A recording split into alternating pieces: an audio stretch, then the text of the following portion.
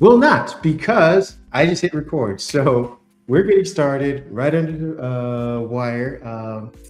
Welcome everybody to another episode of Microsoft Unboxed. This is episode 80. This is the start of the year, the first episode. In January 2026, I'm your host, Kareem Anderson. I'm joined by David Allen. Hope everybody has had a wonderful 2026. Hope everybody had a wonderful holiday. I know, we were gone because of the holidays, not a lot of news. So I hope everybody enjoyed it. And we're back with a lot of news, and I hope everybody is ready for it. Yes, we have quite a bit of news because we had CES, which is one of the bigger tech conventions out in Las Vegas. It's the one that starts the year. It's the one that kind of sets a tone for a lot of things. We get a lot of previews for what to expect in the upcoming year. So we're going to cover a lot of the highlights that we enjoy covering here at Microsoft Unboxed. Yes, there are plenty of other stories that may include cars and IoT sensors and refrigerators and a bunch of other things. We feel like you guys might be more interested in phones, computers, robotics, chipsets, things like that. So we're going to tailor our coverage towards that. But before we get into any of that, there was other news that happened alongside CES. We had basically, we're going to be covering Microsoft bringing back Developer Direct. It's also launching Copilot Checkout to keep up with the Amazons and Googles of the world. Apple quietly conceded that they failed at revolutionizing the credit card, and not too many people made a peep about it, but we want to because we're not anti-Apple, but we are a bit of, we do enjoy a bit of Schadenfreude. So we're going to revel in that for a quick minute. We also are going to talk about Xbox Cloud Gaming coming to Hisense TVs. This is, again, along the push of no one really needs a console anymore. And we'll see whether that's a good or bad thing to have for Microsoft in 2026. Microsoft also partnered with the Midwestern Grid Operators, MISO, for electricity. I think this is a bad idea. I wrote a very cynical take on that, and I'll explain why when we get into that. And then we're going to conclude at least the rest of the news with one of the bigger headlines so far. And I think if you have not been living in a rock, you've experienced this at least sometime this week, especially if you are on the platform Twitter, known now as X. It's facing some backlash over Grok AI's generating of child sexual abuse material. And I have some thoughts on that as well. I'm going to get some thoughts from my partner, David. And then, like I said, we're going to go into the CES section, which will probably be a little bit elongated because, like we said, there's a ton of news. So let's get to our first headline, shall we? And that would be Microsoft bringing back Developer Direct. This was announced about 2 days ago, a day ago, I apologize. Microsoft is reviving its Developer Direct showcase, which is scheduled for January 22nd. As usual, it's promising some deep dives into some upcoming first-party titles, which include Fable. I feel like they've been dangling that around for quite a bit, so maybe we'll have some actual concrete news on that one. Forza Horizon 6, which its biggest selling point is that they're finally adding the country Japan, which people have been requesting for a long time. So we'll get to see beautiful landscapes of Japan throughout the racing game in that. And Game Freak's new action RPG, Beast of Reincarnation. They showcased that last year during one of the gaming showcases, but ideally we'll have, again, some more concrete information and maybe a release date scheduled for later this year. The event doubles as part of Microsoft's 25th anniversary celebration, and we'll see whether or not this buys them some much needed goodwill in 2026. With me, I personally thinking 2025 was kind of a down year, a negative year for them. What are your thoughts on them bringing this back? I think we need the good vibe. As you mentioned, gaming last year just had an overall down feeling. There was firings, games delayed, things moving around, things being discontinued, studios closing, games closing. Forza Horizon was one of those that, not Forza Horizon, but Forza Motorsport was one of those that hit the chopping block. We did see Battlefield 6, which got off to a good start. Call of Duty Black Ops 7 has been on shaky ground, really, with gamers ever since it was released. We had the Xbox Ally X came out to good reviews, but had some issues with stock, still has some issues with stock and finding one in your local store for purchase.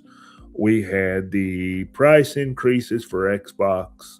So maybe this is just kind of some goodwill from Microsoft to put some things out there that maybe will make us feel better, give us a chance to get some good titles in front of our eyeballs here at the beginning of the year. So I'm glad to see this come back, and I will certainly be watching on the 22nd to see what they have to share. Yeah, for those of you listening, we just put up the graphic for this that was released from, I think, the press release. The timing is 10 a.m. Pacific Standard Time, 1 p.m. Eastern, 6 p.m. General Mountain Time. So, and I think you can find it on all the Xbox related, official Xbox related YouTube channels. And obviously, anybody who's a gamer with the YouTube channel will be covering it as well. So we'll see you there. We'll also be talking, now we're pivoting to Microsoft launching Copilot Checkout. At NRF 2026, Microsoft introduced Copilot Checkout, a new feature that lets users browse and buy products directly inside Copilot. Early partners include Shopify, PayPal, Stripe, and Etsy sellers. The move positions Microsoft as a direct competitor to Amazon and Google, OpenAI, who all have versions of, in buying shopping things to different degrees. Obviously, Amazon has its own platform, Amazon. Google has the entire internet, but I'm sure they're going to be baking this into Gemini as well. And then there's OpenAI, which I think recently offered this, I want to say probably beginning of last month, December. In the AI shopping race, obviously the key distinction here for Microsoft, because you need one, otherwise you're just a me too, is that merchants remain the merchant of records, avoiding walled gardens and walled garden model competitor favors. So they're saying, hey, partners, you guys are going to run with this. We're just the housing and showcase for it. So my thoughts are on this is that I don't know too many people who are impulsive enough to buy from AI. I don't know too many people who are trusting AI, to be honest with you. I have my own daughters are saying anything that looks fake to them is now AI. So that's their new phrase. It's like, oh, that's AI, Dad, meaning that's not real. So we'll see if public perception changes and this becomes, this takes off. But I see people, at least traditionally online shopping, takes them a few steps, a few different websites, reviews. I mean, it's meticulous because it's online. You can do it in the comfort of your own home. What are your thoughts? We talked about this off mic, and a question/comment just popped into my head. We have changed everything about how we compute over the last few decades. We've gone from desktops to laptops to internet to wireless to 5G, et cetera, et cetera, et cetera, et cetera. Once we got to online shopping, it basically went to you're sitting in front of your PC, you pick up your debit card, your credit card. When we're shopping in person, you're standing in front of a checkout, you pick up your debit card, your credit card in most cases. So my question would be, we've had Google Pay, we've had Apple Pay, now we've got, this Copilot. We've never been successful at changing how people shop. The fundamental way of the way people shop. And you're wanting to ask people to trust Copilot to go purchase something for you, get it delivered and get it delivered on time, and assume that what you asked it to do was what it did. This works about as good as until somebody's kid gets a hold of mom and dad's Copilot and runs up a bill. That's kind of what came to my mind right as you were talking. Now, I realize, I've not not had a chance to think that through, but sometimes that makes a good discussion point. I think it works about as good until somebody's kid starts talking to Copilot and orders 15 Barbies, 3 Barbie houses, and, or games or whatever it is. And mom and dad go, what the heck? Well, I was just talking to Copilot about it, and Copilot did it. Maybe they were just talking to Copilot about it and didn't mean to. That's the point. Again, I am call me naive, but I'm assuming they made some safeguards since the Amazon kerfuffle. But hey, who knows? This is all experimental. My bigger concern is that this just won't do what it's needed to do. Because that I agree with that too. Because AI doesn't necessarily always do what it needs it to do. So even the suggestions are going to be questionable. And with everyone's perception of AI already, below, I would say, approval ratings for what it needs to be for it to be mass adopted, this just seems like extra work for a lot of people. So again, if I'm saying, hey, Copilot, what kind of tool do I need in order to edge up my yard or whatever, the grass, and it shows me a trimmer, and it's like, hey, would you like to purchase this? One, I have to make sure that it's showing me, I have to make sure that a trimmer is what I need. So now I have to confirm that, because I can't trust it, AI. Two, I need to find out if the one that they're showing me is the least expensive or the best one for my yard.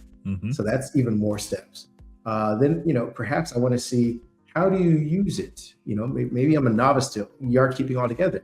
Now I'm on YouTube. So, again, it just seems like this isn't going to be, give me an answer, I click yes and buy it. Now, obviously, there are tons of people, and Instagram has made a whole business of this, who find stuff online and purchase from that. So we could be proven wrong. I'm not going to spend too much time on it because this is new. It's kind of a vague thing right now. And again, there's a model obviously proven.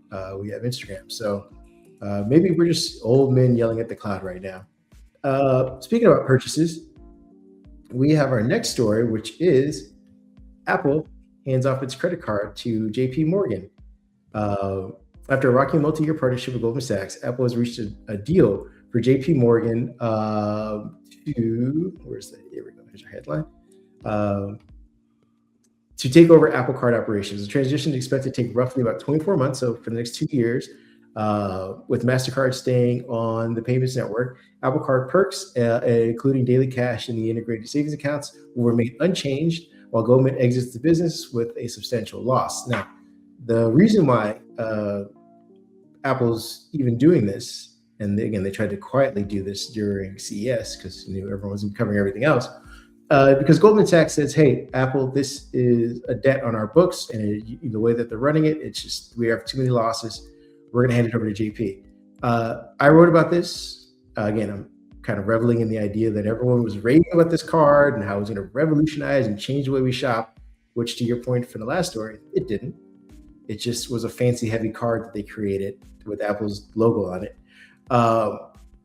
Now, the other thing I wrote about was the danger of giving JP Morgan the Apple customers who bought into this. Now, admittedly, I don't think it's a huge portion of people who bought in the Apple card. But again, there's still a significant amount of people. And now JP Morgan, which is, one of the bigger bankers, at least here in the US, is getting a boatload of new customers. And again, I think this kind of stifles competition.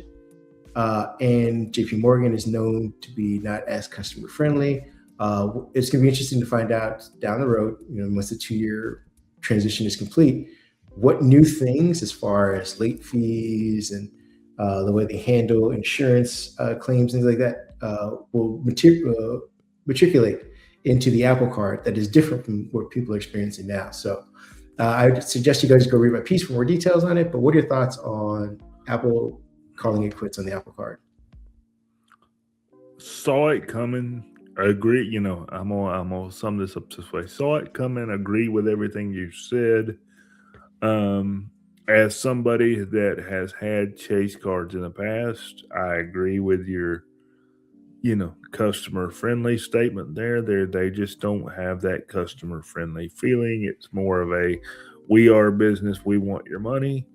That's just the vibe that they put across. Maybe that's not what they mean, but that's the vibe that comes across. And the folks that have got the Apple card are a unique group. I'm not saying anything bad about that group of people. They're just a unique group of people. They're Apple fans. And I think they expect to pay more, but I see the Apple card going away at some point. I agree. I feel like JP Morgan's business model is, where you going to go? I'm sure they have that just right above the door in every office. Where you going to go? The next story we got is Xbox Cloud Gaming coming to Hisense. Did I say pronounce it? Hisense TVs. and that's one that you were particularly highlighting. But I'm going to give a brief explanation, and I'll let you get more into it. Microsoft is expanding its Xbox Everywhere strategy by bringing the Xbox app and cloud gaming to select Hisense TV. So if you got yourself an old one from 6 years ago, don't get excited. And Home OS powered TVs in 2026.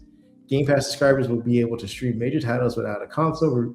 Again, reinforcing that idea that Xbox consoles suck, but the controllers are great and the games are still there. That's all you need. What are your thoughts on them kind of expanding their footprint, at least on TVs? I look at this in a unique way, I think. Hisense TVs are more inexpensive than your Samsung and your LG. I've actually got a couple of their TVs. I've got one to my left here in what I call the media/game room, and I've got another in a bedroom. Are they Samsung quality? No. Are they, Samsung OLEDs? No. Do they offer you a good picture depending on what model you get? They, just like everybody else, they've got lower end models all the way up to their new U7 and U8 series. You get up in the U7 and the U8 series, you've suddenly got something that, in my opinion, can compete with Samsung. But I think most people, when you're shopping, you're looking at these TVs as value to just, get you what you need. Not everybody needs or wants a home theater in their house. So when I saw this story come out, the first thing that came to mind was finally an inexpensive TV that most people can get to, that most people can financially reach, that will have Xbox Cloud and Xbox connectivity.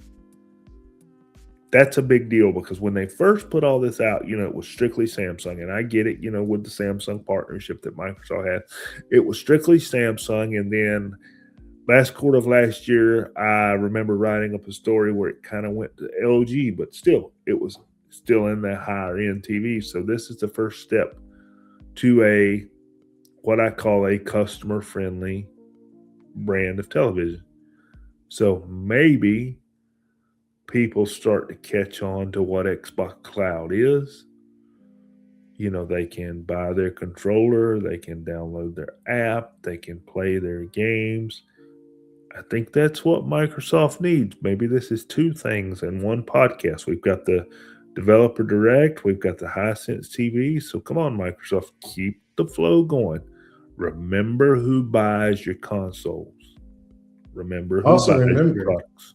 Remember who buys your consoles, but also remember, who's buying Hisense TV is not going to be necessarily able to pay, pitch $40-$50 for a subscription. Keep your prices, static or stagnant this year. Like this, again, if you want people to adopt this more, you gotta get them hooked first, and keep it a long reel. With that being said, we were talking about partnerships, I think, a little bit ago. Microsoft also partnered with the Midwestern grid operator, MISO. I wrote about this. I'm going to give you kind of a brief overview of what it is. We got Microsoft struck a deal with MISO, the Mid-Continent Independent System Operator, to integrate its AI forecasting tools directly into the region's grid mapping and operations. This is partnership trained in the modernization effort, but critics warn it gives Microsoft unprecedented influence over how energy is allocated, which resources get prioritized, how quickly new transmissions are built. With AI data centers driving massive new electricity demands, the deal raises concerns, at least I wrote that it raises concerns about private tech companies shaping public interest in infrastructure. But Microsoft pitched it as, hey, we're the benevolent tech company contractor that will upgrade your infrastructure with just the small tax of giving us all your electricity. I fear rising cost, fewer citizen-led votes on how the energy is allocated and to whom it's done for. But what are your thoughts on these tech companies? Again, Microsoft isn't the only one getting embedded into the grid system the way that they are. I think tech companies need to stay in their lane. when it comes to stuff like this. I get it. You need it. You want it. Yada, yada, yada, yada. You need access to it. And maybe there are some bartering deals there that take place to make that work. But I think this is just a start of what AI is going to do to us overall. And I think we're starting to see that as something we're going to talk about. We've got why do they want into power? They want into power because they've got to power the AI beast. That's the only reason they want into power. Just like, our RAM prices, our memory prices are going up. Okay, you need that DDR5 to power that server that is plugged into that power grid. What else are you going to need? Are you going to need water to cool it? And my water bill going to go up? Or is Microsoft going to start making deals, for H2O? I wouldn't put that past them. It's probably already on the table. I have, when somebody first reads this, it's kind of like everything else. It doesn't impact me. So right now I'm not worried. It's already impacting you. Pick up your cell phone. There's memory in there. You're going to want it. You're going to want to use it. Well, what if the next iPhone goes up $150 because of memory prices? What if the next Samsung goes up $150 because of memory prices? What if, flash memory, that's your storage in your phone, goes up $150? What if they both go up? So we need to start thinking about what we're giving up to get AI and if it's worth it. And I think these tech companies just need to stay in their lane and figure that out. And maybe if it's adjusting cost of your AI services to compensate for what you use, so be it. If it's a good enough service, if it becomes high end, people will pay for it. Kind of like what we just talked about, Apple laptops, or Apple computers. They're considered a boutique type machine for a lot of people. They are more expensive than standard PCs in a lot of cases. They're good. People buy them. That's why Apple is $1 trillion company. I'm okay with the cost of AI going up. Stay in your lane, tech. Get out of everyday services. Couldn't have said it better. Speaking about staying in your lane, our next story is one that's been infuriating me. It's been happening all week. It feels like probably even into last week as well. But the company Twitter, known as X, is under intense scrutiny after its grok AI images generated and produced sexualized images of minors and real people without consent. Instead of announcing technical safeguards, X blames users for prompting illegal content and threatened account suspensions and legal consequences. They also recently, I think I want to say as of yesterday or today, announced that they are putting the sexualized images of minors behind a paywall. That's their solution. You could pay to do it. Free people. You no longer get this. And so that should get rid of all the problems because no one's going to pay to put those disgusting illegal prompts in. Critics argue that the company is dodging responsibility for AI-generated CSAM and maybe violating App Store policies, prompting renewed calls for Apple to intervene. The reason why I've been so upset about this story is because no one's talking about it. Apple and Google have separately gotten rid of apps that do this on their own, but they have not mentioned or said anything about getting rid of X, which I feel like they should. I wrote about this, I believe, last week or earlier this week about Microsoft's involvement with their partnership to use the LLMs that power grok AI and how this is kind of a bad look for any tech company that's still partnered with or advertising on X. I feel like they should all be getting ready to go. There's, just before I hand it to you, there's a brief story from I forget the outlet. I'll have to get this later on in the show notes. That is found private text messages from the prime ministers in the European Commission saying that Europe should be getting off of X and hopefully setting a precedent, all in part due to the sexualized images of minors being rampant on this platform. What are your thoughts on this? Well, I just put this in our private chat for you. I'm doing this on the fly, so deal with me here. There's a post on one of our fellow news websites on NeoWin that they're talking about. The European Commission has officially ordered Elon Musk X to retain all internal documents related to its AI chatbot until at least the end of 2026, including illegal imagery reports. Now, breaking news. Here's my thing on this. Again, thanks to NeoWin for posting this, and we're happy to give them a shout out and happy to help other outlets where we can. But this bothers me. This bothers me greatly. I am a protector of people. I am a protector of children at all costs. And when we allow any AI engine, not just Gronk, to be able to produce in what is widely considered inappropriate content, and it produces it so well that it looks real, people already have a hard time scrolling through social media. I found a news story this morning. I was just, doing my morning scroll. Everybody does it. And it was from a popular TV show. I'm going to leave the TV show name out. That somebody on that TV show had died. Now, it was obvious to me it was fake. But there were thousands of likes and comments. Sorry, condolences, prayers, etc. These people actually believed it. And I get it. Everybody's scrolling at hyper speed. Nobody takes time to read anything. And I'm going to stay off the soapbox here, I promise.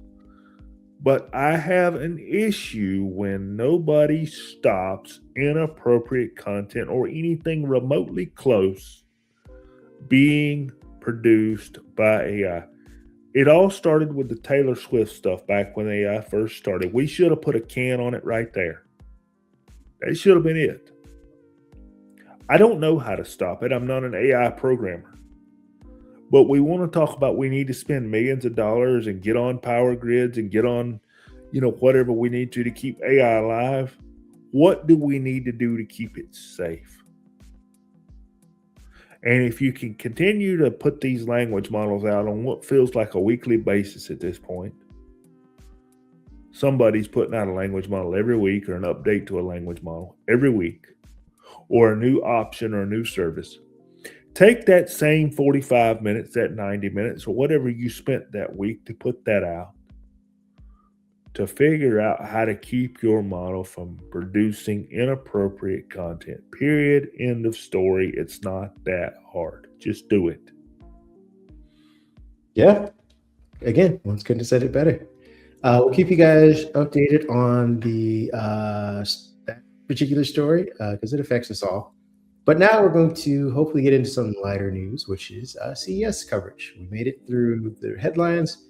Now we're getting into the nitty gritty. We'll also try and get you guys through this so that you're not here too long. We'll start off with one of the things that caught my eye, which is Samsung's new Micro RGB TVs. Yes. You might be saying CES TVs, boring. But I think that this new technology, again, when it comes down in price, will be great for everybody. The TV, instead of relying on backlight filters, has a new optical trickery that makes colors look brighter, more saturated, the same Samsung kind of thing, the thing that pleases the eye for most of us. Samsung uses sub 100 micrometer red, green, and blue LEDs, which are essentially microscopic LEDs that light up independently. Every pixel is its own lit RGB light show. And again, since they use so many of them, the idea of them burning out and leaving little dots is lessened by this. The color, I think they say that it hits 100% of the BT dot 2020 color gamut. They say practically zero blooming. HDR that doesn't wash out the retinas, which can happen if you exhaust them by putting too much contrast and color boosting in there. And it has a level of precision that makes animated films look like they're printed on glass, which again, that's what they're saying. Let's see if I can get some footage from CES on that. What are your thoughts on this new technology coming to the TV, or at least for Samsung? I think I agree with you. It catches my attention, and I think all of the bright, shiny TVs catch my attention at CES. I'm one of those people.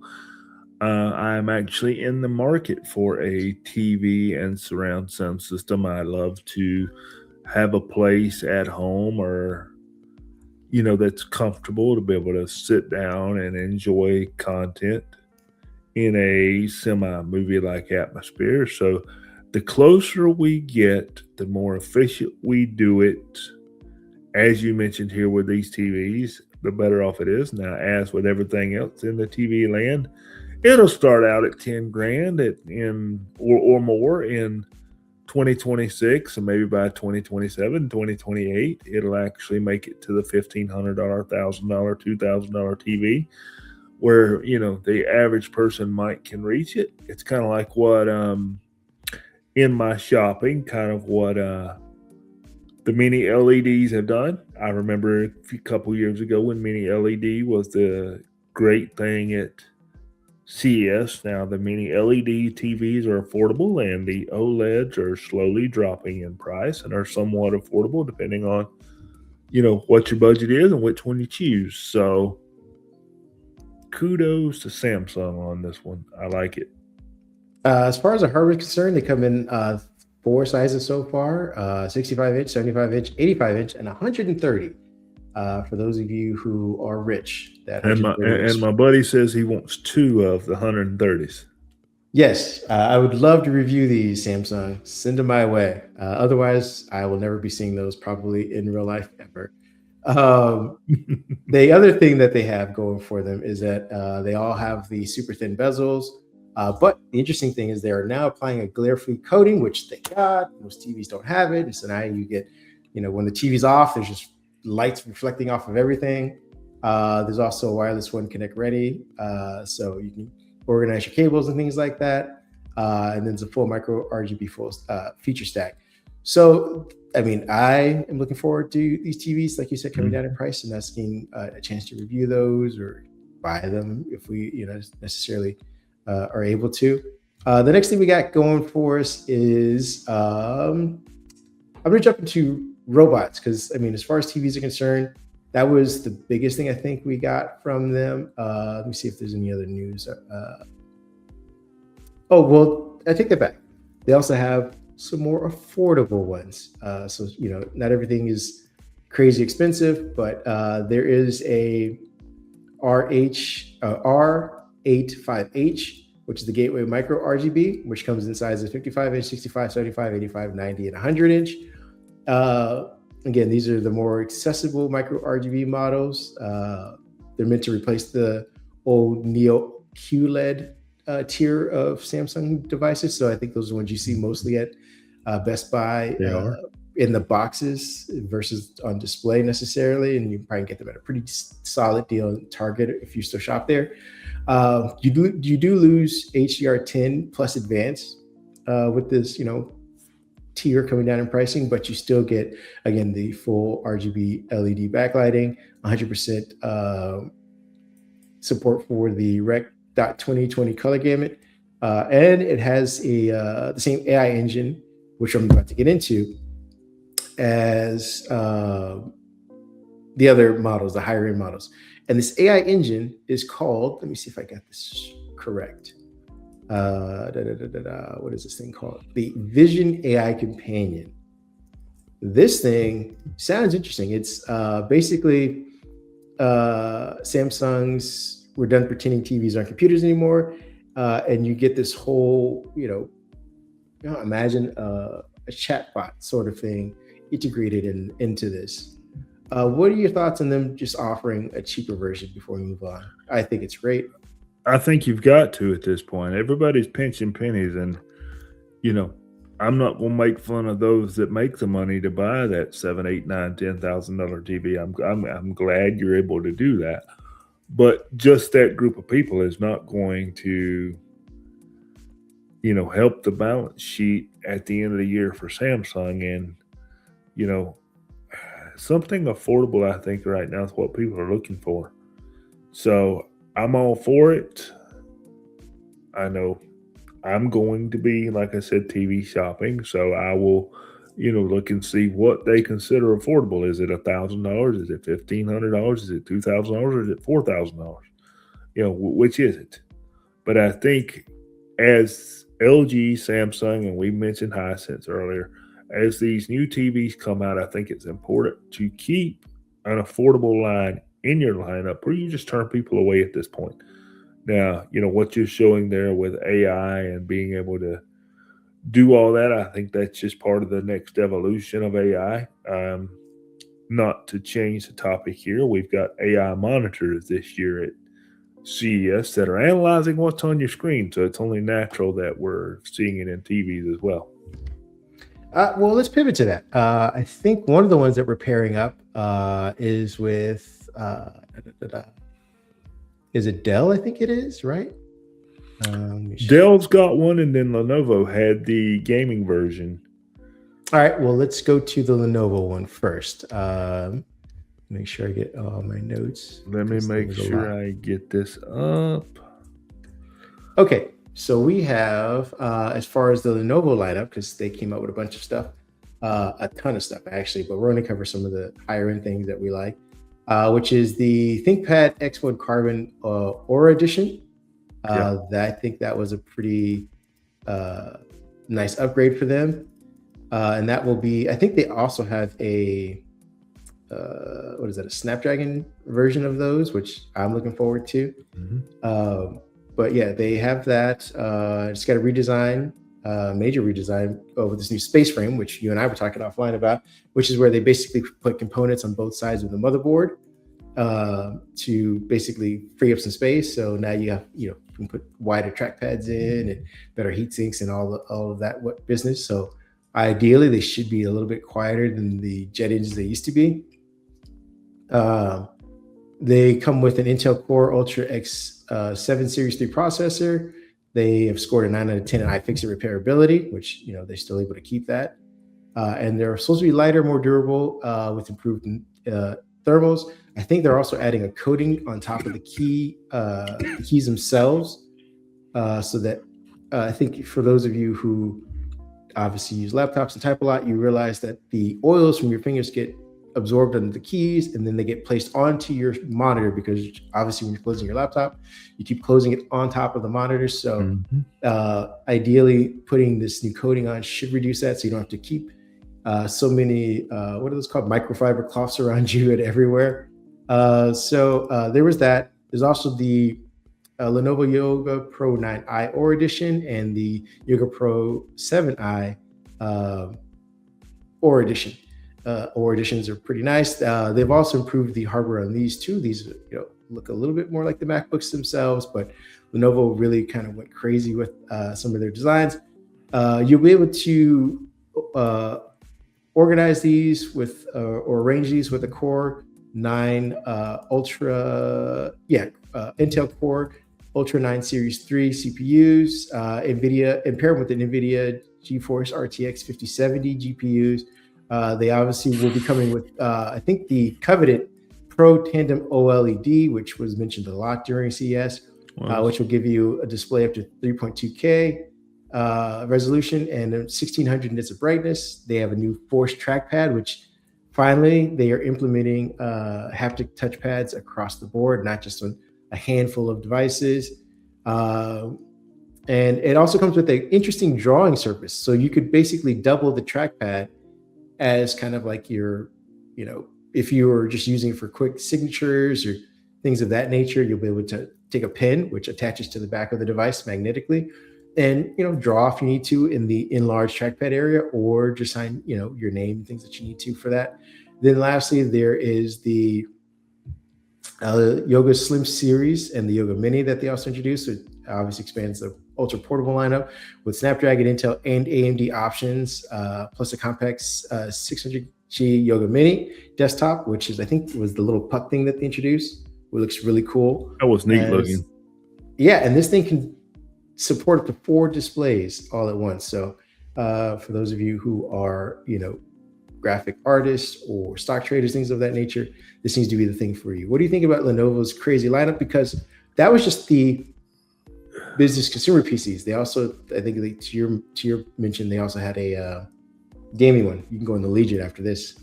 Well, Lenovo has always been very supportive of our website and our content, and we have been lucky enough to review their content. But even if I review their products, even if I take that out of context,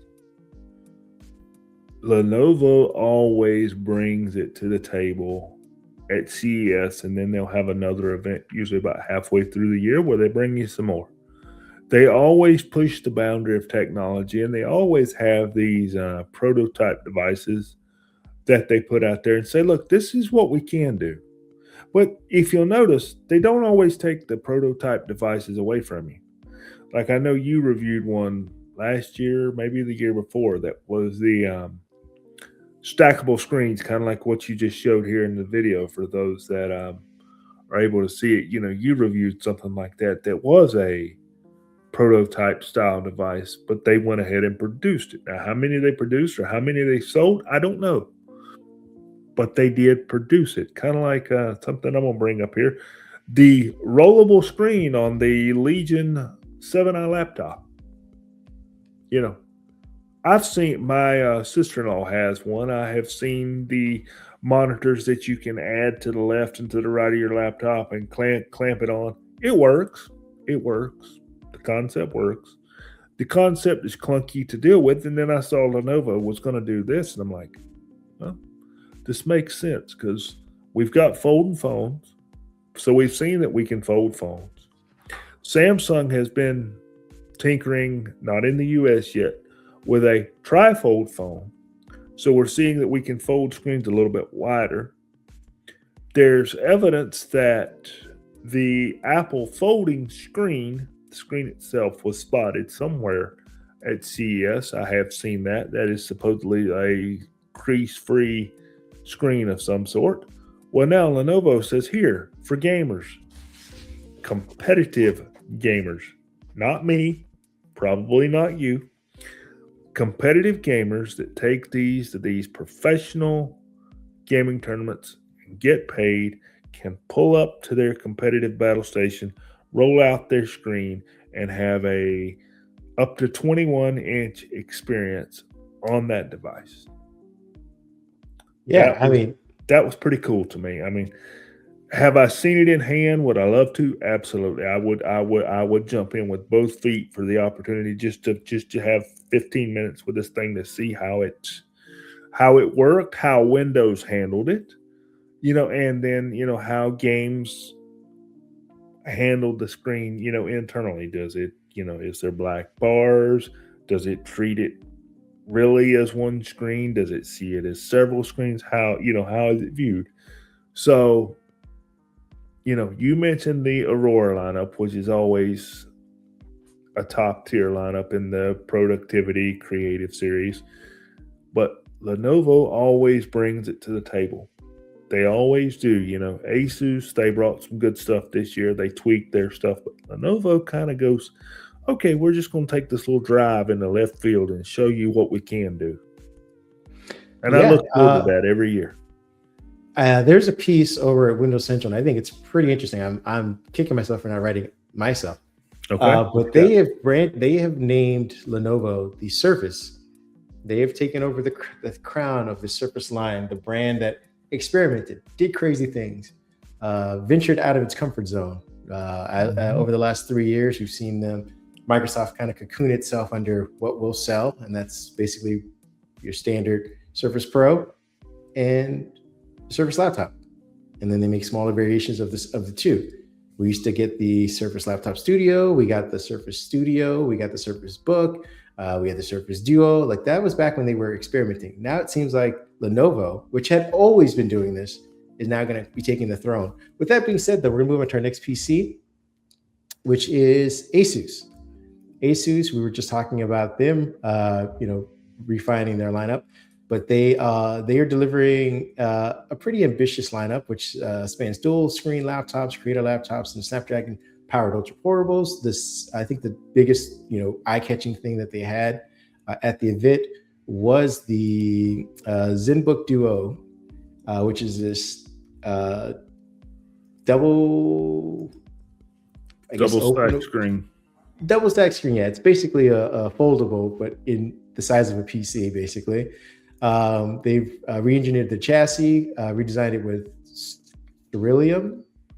They have it comes with basically two 14-inch, 14-inch with screens with support up to 3000 resolution OLEDs.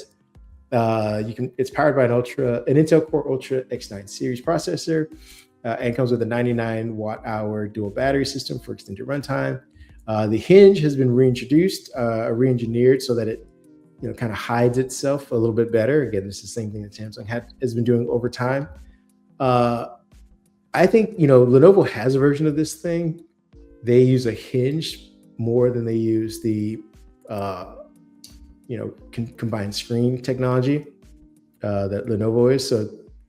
Asus is. So Lenovo went with the Samsung version, while Asus kind of went with the Z Fold kind of thing, where we're gonna have the one screen. They also have the ProArt GoPro edition, which is a content creator focused convertible, and it's in partnership obviously with GoPro. They has a built-in GoPro cloud, so you can access StoryCube AI, and it also has a 3K OLED option, which is touchscreen enabled, and it comes with an AMD Ryzen AI Max plus 395 processor. What are your thoughts on Asus also keeping up with being weird and wonky? And would you buy any of these? Yes, I would buy one in particular. The first one that you talked about, the Duo, with the ZenBook Duo with the stacked double screens. There was a YouTuber that did a nice video on this where they showed that even Asus is saying you won't break it. So what did they do? They took I believe it was a 20-pound weight and put on the hinge, and that was part of the demo. That they just let the weight sit there, because the particular YouTuber that did it was told you can pick that weight up and put, as long as you sit it back down on our screen. So he picked the weight up just to show that the screen flexed back, to where it was supposed to be, and then put the weight back. The screen didn't break. Interesting. I would buy that one, and I would also buy this year the ProArt that you just mentioned, because that's going to be a very popular model, I think, because it's based on the AMD AI 395 Max. Boy, that's a mouthful. There's no discrete GPU. That was a big mention. There's no discrete GPU in that one, because the claim is, I've not tested that APU yet, but the claim is that particular APU can get up to a 4060, 4070 discrete graphics performance. So you've got something there that would work well for creators and lightweight gamers.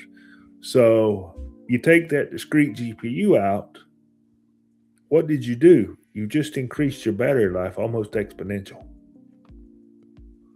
Yeah. So there, you've got something very attractive there.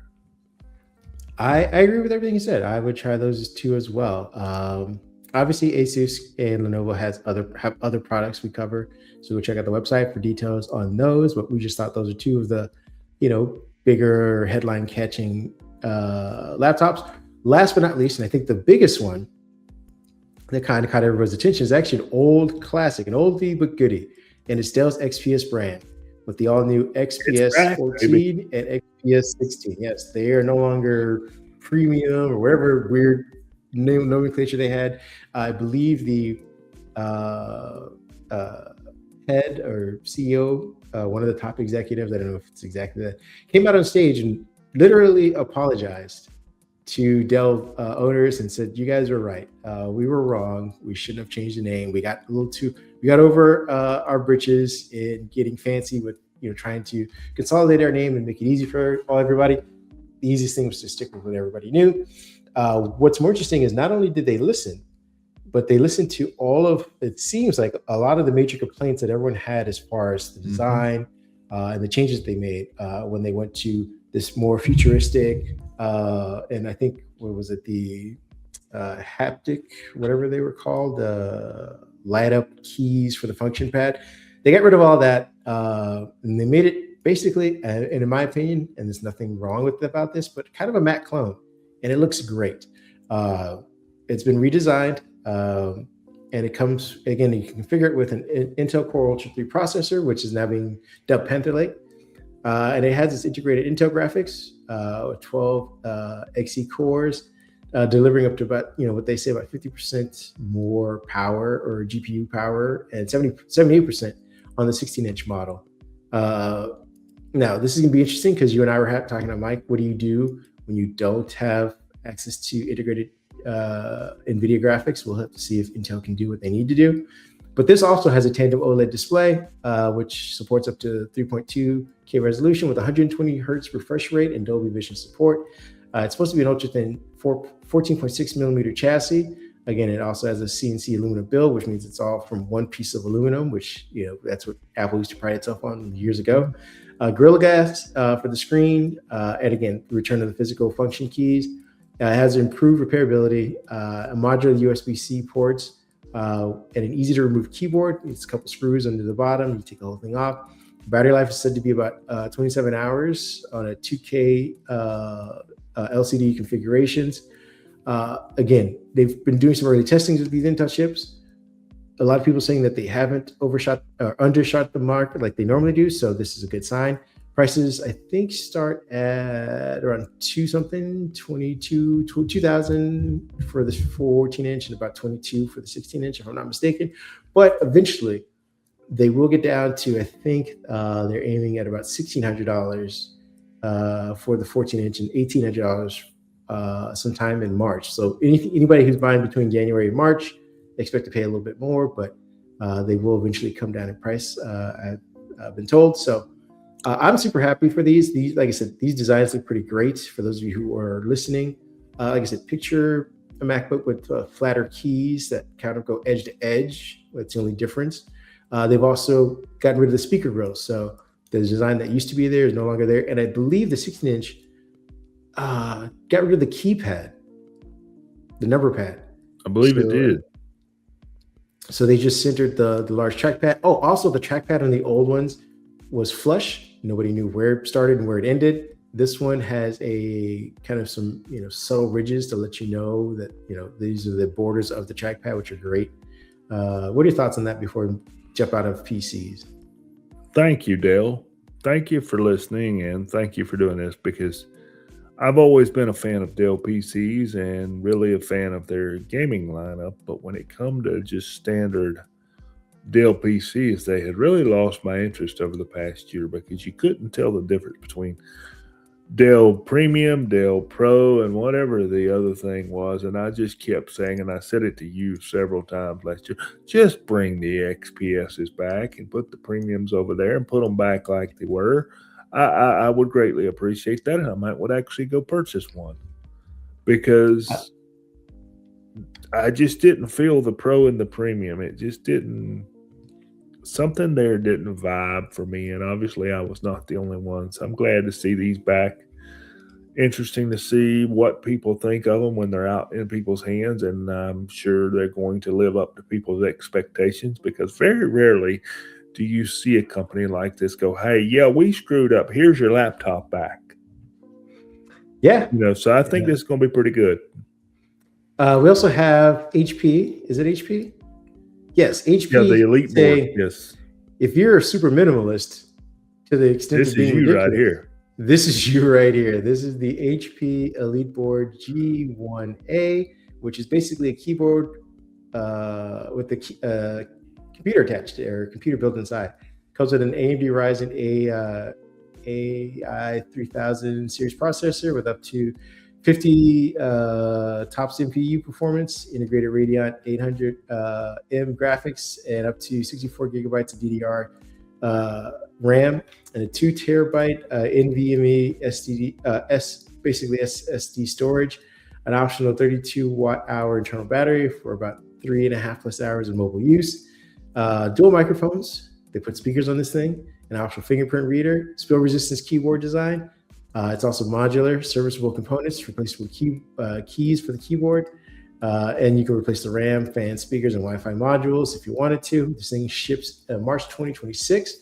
You and I were talking, why haven't more people made just putting, instead of having to send a mini PC with keyboard and mouse as part of the overall package, put it all in one. See how far you can get with this thing. Well, I'm a weirdo. Now, just to give you 10 seconds. I live in a very rural area. To get to a large corporate town, you're talking 45-minute drive. I like being in a rural area. I like being able to walk outside, do the things I want to do, but sometimes I miss technology and easier access to technological things. I get that. So I find myself watching a lot of day in the life videos, like a day in the life of an Amazon program or day in the life of a Google worker. I've watched some of those. And, something that you see with those a lot is they bring their laptop in, the two monitors are sitting there, the dock is sitting there, and they pick whatever, maybe it's assigned, maybe it's not, but they pick a workstation, they plug their laptop in, they go to work. So when this was announced this week, that was the first thing that come to mind. You work at a place like that, you pull up to your, cubby or whatever you want to call it, you just plug your keyboard in and away you go. You don't have to worry about battery. You don't have to worry about anything. Just plug it in and go. So I get it. I could see this being popular on the consumer side. I could see companies buying this for their employees and providing them with a monitor and a dock. Just plug it in, or even a USB-C monitor. Just plug it in. You're at work. Yeah. We're going to fly through our next section. We just want to make sure we keep you guys abreast, but we don't really need to get into it because we've talked about these already. But here are the announcements for chipsets, because there were several of these.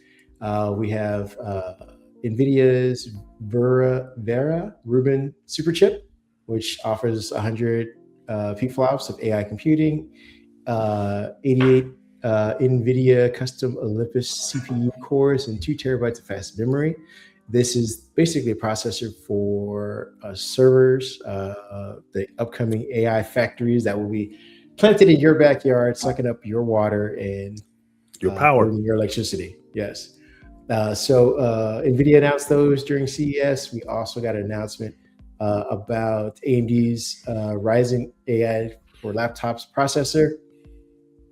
Its key announcements include Helios AI server racks, AMD's next generation AI infrastructure platform, Instinct i400 GPU series designed for large scale AI training and workloads, Ryzen's AI embedded processors for IoT as well. We're all during part of the announcement. And they have different pricing tiers for those. You can go check our website for that information, or you can look around online as well. One of the ones I found more interesting during the announcements was our buddies over at Intel. This, I say, is their make or break year. They announced their Core Ultra Series 3, which has built-in Intel graphics, ARC graphics. This is where they're saying, trust us, PC makers, we don't need sticking NVIDIA. And maybe they could be the savior that everybody needs to devalue NVIDIA stock and get everyone off of the dependence on a company that's pivoting towards AI anyway. They're targeting next generation laptops, handheld gaming form factors as well. And I think they announced during this too, which is, I didn't get a ton of headlines, but they're making a gaming chip based on Core Ultra Series 3 with more details to come later this year. I don't know if they're going to make their own handheld. I think there was a rumor about that as well. Then there's Qualcomm expanding its X series. Obviously they talked about the X2 Elite, but I think there was a Plus that they were announced as well, which should be offering mid-range performance, meaning you also get mid-range pricing for those. Then they had the Dragon Wing Q series, which is, I believe, their processor for IoT. So they are going, they're making the leap from phones into everything essentially. And if their phone endeavors over the last year or two or anything to show for it. I'm looking forward to the IoT stuff. I think those are our headlines as far as chips are concerned. I don't know if you want to chime in with anything or if we move on to the next section. I hope Intel lives up to their promise, and I'm going to keep it at that, because we need Intel. I think the market needs Intel, more companies, more competition, and the consumer always wins. Kind of like this graphic you've got here on the screen, Snapdragon. If they come out and they compete with, Intel, and Intel competes with them, consumer wins. So we need Intel to do well this year. Make or break, as you said. Yeah, moving on to our next story, and a couple more, and then we'll let you guys out of here. We got foldables. Foldables were relatively present at CES this year. We got more people getting their hands on. I think some people had already bought the Samsung trifold. The Z trifold is what I think the full title is. And people were, talking about that one. If you want the specific specs, we got a 10-inch inner display, which is, its big selling point. We got 6.5 inches on the cover display, the outer one, usually what most people refer to it as.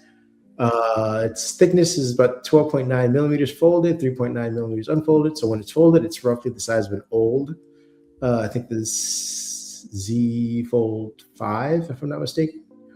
It has a Snapdragon 8 Elite processor, which we were just talking about. Those are going to be fairly decent. It has a battery of 54 to 5600 milliamps, depending on the source. The cameras are about the same. They haven't really improved them, but it's 200 megapixels, a 12 megapixel, a 10 megapixel setup as well. Software includes One UI 8, but I think 8.5 should be out by then, and that's offering its own version, its own take on glass UI, so to speak. Obviously, they will come with desktop mode, and it's on the device, so you'll be able to use you won't need to connect it to a monitor to trigger it. You'll be able to, on that 10-inch screen, kind of use it like a mini Tab S series device. And then you'll have a haptic warning if you fold it the wrong way, because there is a specific way to fold these devices, and I think it's a little different than what was offered by what was the other company that had a trifold? Was it OnePlus? I think it might have been. Like their version, you could fold it a different way, and the way that theirs folded actually made more sense than this one. But hey, a foldable is a foldable. So what are your thoughts on that? Or do you want to just jump straight into its competitor that was also announced? I'm just going to say this. Do people want this? That is my question, because it looks interesting. Would love to see it. Would love to try it. There's one thing missing. One thing. And it may be there. Nobody has shown it. Where is the stand when this thing is in tablet mode? Your hands, my friend. Get those sturdy hands with opposable thumbs. Use them. I guess, and that's what their marketing says. I'm not sure. Maybe that's what they're thinking here, but that's the first thing that comes to my mind is, somebody is going to want to unfold that, sit it down on a table, and enjoy some content. I'm sure it's going to have some integrated case with a kickstand. Where's the stand, or is it some type of case? And if you can put a case on it, how does that work? That would be my questions. All valid questions. We'll get into that when I think more people get their hands on it. But it looks like fun. I'll definitely go play around with it at an AT&T store or something like that. The competitor that just showed up, though, and it took that undercut a lot of its hype, was a Motorola Razr Fold. It's the first book style foldable from Motorola. And that one, let me see if I can get us to that video, because that one doesn't look like it's a crazy improvement. It's definitely not a trifold, but it does come with some specs that offer an 8.1-inch inner display, LTPO, in 2K resolution, 6.6-inch outer display, so it's a little bit wider, for full phone functionality, triple 50 megapixel rear camera setup, which offers a main, ultra wide, and macros, and a 3x periscope telephoto. The biggest thing is the stylus support. It comes with a Moto Pen Ultra. Obviously has AI features, chipset, which is using a Snapdragon 8 series, Gen 5. So it's not the won't have the same sort of power as the next gen Samsung phones, but I mean the 8s were always have so far been really good phones. And it offers 256 gigs and 512 gigabytes of storage, comparatively speaking. And it has, I think you can also get a design with a vegan leather finish on one of the, I guess on the outer side of it, which, I feel is pretty nice. It feels better than glass sometimes. Again, it's positioning itself as the more affordable alternative, but I don't know if we got any pricing on it just yet. But I do like that they included a pen. It is something that I think Samsung will be forced to bring back. Included the pen. Now, I'm going to have to say I have never owned. No, I haven't. I have never owned a Motorola phone. This might be the first one that I would actually go purchase. You might be onto it. And before we round up the section, I wanted to bring up that we're talking about this in context of the potential iPhone foldable phone that everyone's been getting super hyped about. The rumor of that one is that it's going to be more of a booklet style. So it's going to be shorter but wider, which is kind of probably more akin to what the Pixel, somewhere between the Pixel Fold and the Surface Duo. I think the Surface Duo was right on with it. Dual screens, maybe you don't necessarily need an outer screen. I still use mine. It's great for reading, things like that. So it'll be interesting to see how people jump on it. The rumored spec so far is that it will have a launch window between, the normal phone time, September 2026, and it will come with an inner display that's 7.5 to 7.8 inches, which offer a 4.3 aspect ratio, so it's more like a iPad Mini essentially. Outer display 5.3, 5.5 inches. The thickness is about 4.5 millimeters open, 9.0 millimeters closed, so it's thinner than iPad Pro. It'll have a case-free display, a hinge that should be, they say hidden, but everyone says they can hide theirs. I do believe that Samsung's working on more hinge technology, and theirs is pretty good right now for the Z Fold 7. Obviously, it'll offer Touch ID, no Face ID, ironically. And I have a battery 54 to 5,800 milliamps, depending on the phone, and somewhere priced between $2,000 and $2,500. Too high, but it'll be interesting to see everyone if they all pivot towards following Apple in its booklet style pivot, which I think it was the way to go. I think phones maybe getting too tall. This remote control version of phones is becoming, I think it's hit its mark. I think we should start designing things for wider screens and give people more time to open and enjoy versus constantly just scrolling up and up. I think we're slowly inching our way toward consumers owning less devices and buying these foldable phones and going, okay, give me a keyboard to attach to that when I need to do more intensive tasks at my desk. Otherwise, I'm good. So you've got your 5G connectivity, you've got your Wi-Fi when you need it. And I think there's a time and a place where even Wi-Fi is less needed as 5G, 6G, 7G, and whatever else we're going to have. So I think, when I first started seeing these phones, I was like, we don't need this. And maybe we don't now. But I think we're starting to see a trend of, well, my phone works. I can pay my power bill, pay my mortgage, pay my water bill. I can shop for groceries. I got my Instacart. I got my DoorDash. I got my Best Buy.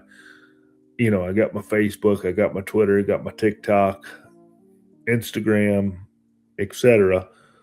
Everybody's doing it on their phones these days. So I think it's just natural progression to now we're foldables. And I think now that we'll hit these trifolds, we'll get to a point where you have a DeX type setup where you put it on a table and you've got your mouse and keyboard. And maybe this is what replaces our standalone tablets, possibly.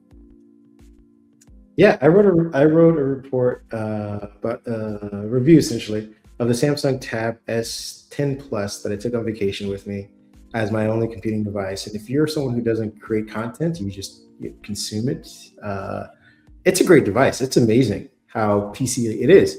And we're getting a 10-inch tablet that turns into a phone, or a phone that turns into a tablet. Mm-hmm. I think at this point, to what you're saying, people will now start subsidizing their PC purchases by saying, in 2 years, I'll just upgrade to this phone that will be my phone and my PC. Because again, all I do is read emails and watch TikTok and things like I don't need the processing power to do anything more than that. So why do I need a tablet and a phone and a PC when I can just do all of them and have it on me at all times? Because that's the other thing too. Not everyone carries a huge backpack. Sometimes people just have a purse and have a pocket. And with these new trifolds and things like that, they could have all in one. The last thing we're going to get into are the robots. We had, and it's a fun section. We'll try and get through this quickly because I know we're running long, but we had the Onero H humanoid home robot. Rosie the robot is real. Yes, and she's kind of scary if these robots are anything to go by. She's not the chubby, friendly robot with sass, but the new Onero H, I believe. Let me see if I have any specs on it. It's a physical specs of a height of 120 to 130 centimeters. It weighs about 35 kilograms. Its degree of freedom is about 20 to 32 inches per hand. Payload capacity of 5 kilograms. You should be able to get about 4 to 6 hours per charge out of this robot with a max speed of 3 kilometers per hour wheelbase. It does have 5 fingers independently actuated and a thumb, so it can pick up things and do things. Its biggest selling point at CES was folding laundry. Its mobility is wheel-based for safe and stable navigation. So this thing is not climbing stairs. So in the event that this robot turns on you like Megan, go up some stairs. You should be safe. What are your thoughts on this robot in particular by Onero?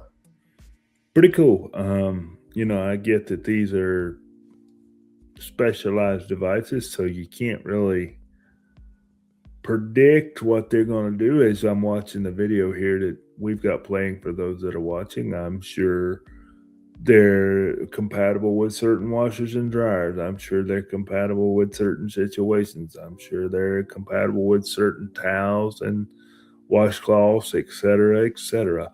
But this is the next step, as we have said a lot. This is the next step in technology, to where you go to work and you hit the button on your robot, or you wait you get to work and the robot's got a camera, and you can see what the robot's up to, and you tell that robot, hey, go fold my laundry. And for us, for the men and women out there, husbands and wives, that could lead to less arguments and a much happier household if the robot is taking care of some of these things. So there's benefits here. I don't know. I saw that movie with Megan Fox where she was a robot. That led to a lot of problems in the marriage, but that's a different story for a different time. What problem did it lead to in the marriage? So the question. I mean, it was a sex robot that almost killed the family. So if you guys want, we can join our other podcast where Microsoft Unboxed reviews movies. For those of you who want to get a little more granular, it has multiple sensors, which are embedded in the hands, head, arms, and abdomen for depth and sensing. It has obstacle avoidance capabilities, designed to operate safely around humans and pets. It's ARM-based. You can connect through Bluetooth and Wi-Fi. It's a Linux-based system, so it won't shut down over an update. You got that going for you. It's cloud-enabled and has LLM integrations possible for advanced tasks. So it could be a living thing, like you buy this thing and it upgrades and integrates as time goes on. It also has the H1 OmniSense VLM system enabled, which obviously will help support real-time object recognition, task adaptation. So if it's folding clothes a certain way, you can learn to fold them a different way. Multi-step household workflows, integrating with Switchbot smart home ecosystem. To your point, it integrates with other devices, and collaborative operations with humans. That was all in the pitch deck. We'll see how it operates outside of the house. Outside of CES and demos, if and when this thing comes on market. Again, the CES, ladies and gentlemen, doesn't mean you're actually going to get a product. The other one that's competing for your house is the LG CLOiD. Is that how you pronounce it? LG CLOiD home robot. This one in particular is backed by LG. So if you don't trust Onero, you can go with LG. Their version has a head unit, integrated display, speakers, cameras, and central processing area, a torso capable of tilting and extending to adjusted heights, 2 articulated arms, each about 87 centimeters long with 7 degrees of freedom, 5-fingered hands. So again, you also get a thumb to help fold, because again, I think this is all these robots are going to be doing. With independent actuation for fine motor control, it's also wheel-based, so don't worry about going upstairs. And its height is around 1,050 millimeters tall. I think it can be at 1400 millimeters max. So I guess if it needs to stretch for something, get those cereal boxes on the top shelf, I guess. It's designed to reach from floor level to countertop height with ease. And head unit has a primary interface enabling natural speech communication, facial expression-based interactions, personalized behavior through routine learning, and real-time coordination with LG smart appliances. So this will have, at least here in the US, a lot of support for those of us who do own LG devices. So I wonder how that's going to work. And it uses a Axiom electric actuator for, I guess, enabling some of the smooth precision and quiet movements around the house. So I don't know if I want a robot to be too quiet, though. That's, I can hear when wife's coming up the stairs. That I do like having that ability. I don't know if I want this thing creeping up behind me, but what are your thoughts on this robot competing? Well, can I have 30 seconds of fun here? One, I agree. I don't want the robot sneaking up behind me. Number two, I think we're heading toward the emotional robot when the when the robot. What were you saying? I think I think when the robot gets emotional here, I think we're gonna have a problem. And I get it. You look at these robots and go, okay, you've got a computer operated device here to perform a task for you. I understand that. I get the logic behind that. We've had robot vacuum cleaners and, things like that for years. Are we becoming? This one reminds me of Short Circuit, though. This one looks more like Johnny. Yeah, that one looks more like Short Circuit to me. And I'm concerned. Well, think about a household. In a lot of households, husband and wife share the cleaning duties. They share the household duties. Some houses, they don't. Some the husband does it all. Some the wife does it all. I think we're almost going to become too reliant on stuff like this to do our daily task. And in the end, it's going to end up hurting things like relationships, and how the dynamic of households operate. Because I think some people your wife looks forward to fussing at you because your pants are on the floor next to the hamper and you didn't put it in the hamper. I think for some people that's banter between husband and wife. It's not an argument, it's banter between the two. And well, my clothing wasn't folded right. Well, the robot did it, don't blame me. So and there's personal touch to laundry, and there's personal touch to how some people like their clothing or how we like certain items of clothing folded. I get it. There's a place for it. Is it mainstream to where I go buy a robot at Best Buy and suddenly I, have something to help clean my house and fold my laundry? I don't think we're there yet, but I don't think we're too far away from it. For those of you watching, this isn't actually at CES. This is a movie, but this is the movie I was mentioning called Subservience. This is the Megan Fox robot that causes all kinds of family problems. So if you get a chance to go, if you want to have a little fun, I think this is streaming somewhere. I'm not sure where, but for those of you who are cynical about robots, this is your movie. And this is that and Megan are two examples of why people shouldn't be indulging in these robots. We're going to end on a realistic note. I know we were just joking about the sex robots and stuff like that, but here's a robot that you're not going to have sex with that actually gets stuff done and will probably be out before any of these other robots are, even, produced in small quantities. This is I think it's called Roborock Saros Rover Stair Climber. This is basically a Roomba that can now climb stairs. So, we're just talking about, don't worry about the robots that are wheel-based because they can't chase up stairs. This thing can, but hopefully it will only do it to help clean up your floor. This is the first robot vacuum that can climb stairs and clean them as it goes. It can climb traditional curved and carpeted stairs, including bullnose steps. It can clean each step by bracing one leg below while rolling across the elevated surface and then bringing the next leg up. It can ascend 5 large steps in roughly 30 to 40 seconds. That's pretty quick. While maintaining balance and suction. Descend ramps. It can also go back downstairs. That's even more impressive. And perform controlled hops to navigate down. I don't know about the hops. That doesn't sound good to me. Navigate hops to go downstairs as well. What are your thoughts on this one? Because I feel like this is going to be the one that actually comes out of CES, and that's this will be the one that people buy, because I think there's a lot of reality to this where I think a lot of people are buying these robot vacuum cleaners. I know a lot of people that have bought robot vacuum cleaners over the past few years. I have a robot vacuum cleaner. So I think, 2-story houses is where the robot vacuum cleaner misses out, because you have to take it upstairs manually, and then it retrains, based on what it sees upstairs and what it encounters. And when you take it back downstairs, the training is off. So you have to kind of start it over each time you use it. So now that you've got one that will climb stairs, I think this makes it out of CES. This makes it into production, whether it be iRobot, the folks behind Roomba that Amazon owns, that recently declared bankruptcy, if you did not know. I think this is where the Eufys, the iRobots, and, the Dysons will make this, and it will become, what people purchase. Now, being someone that has seen it, wheelchairs have been climbing steps for a few years. I'm surprised it took this long to get a vacuum cleaner that would climb steps.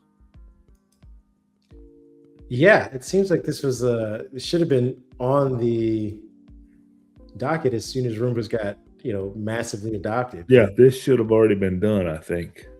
I agree with you. It obviously comes with AI algorithms, motion sensors, 3D spatial mapping, Starlight 2.0 autonomous navigation with dual flash LiDAR enabled. Its cleaning performance is, I think it has 19,000 PA suction power, optimized for vacuum only operations, ability to clean each stair step during ascent and descent. Smooth rolling motions for consistent debris pickup, and designed to dedicated vacuum. No mopping system involved, and at least not in these. It can also pivot and avoid things in the demo that we're seeing on the video. It looks pretty impressive. It has integrated wheel legs, no external attachments required, so you don't need to your point, fix it to go upstairs or downstairs. It can kind of do it on its own. Has a large flat body designed for stability during climbs. Ability to reorient itself after a fall, which I think that'll be interesting too, especially when it's descending. And it can demonstrate dancing and synchronized movements with other Soros units. Again, this is only CES kind of stuff. So that is our CES coverage, ladies and gentlemen, for 2026. And that's just the brief stuff we did for the podcast. You can go visit the website, Microsoft Unboxed, for all the details for other things that we covered. And we'll be covering more stuff because there's so many other things from the non huge names that are still coming out that are being announced throughout the rest of this weekend. With that being said, where can people go find you if they want to hang out with you, talk to you, game with you? David PAJ 1978, and absolutely on the blue sky after everything we've talked about here on the pod and everything going on over at X. I think it's just, you're not going to find me over there. I do read over there because there's other things that I'm interested in. That's where where you get your news from. But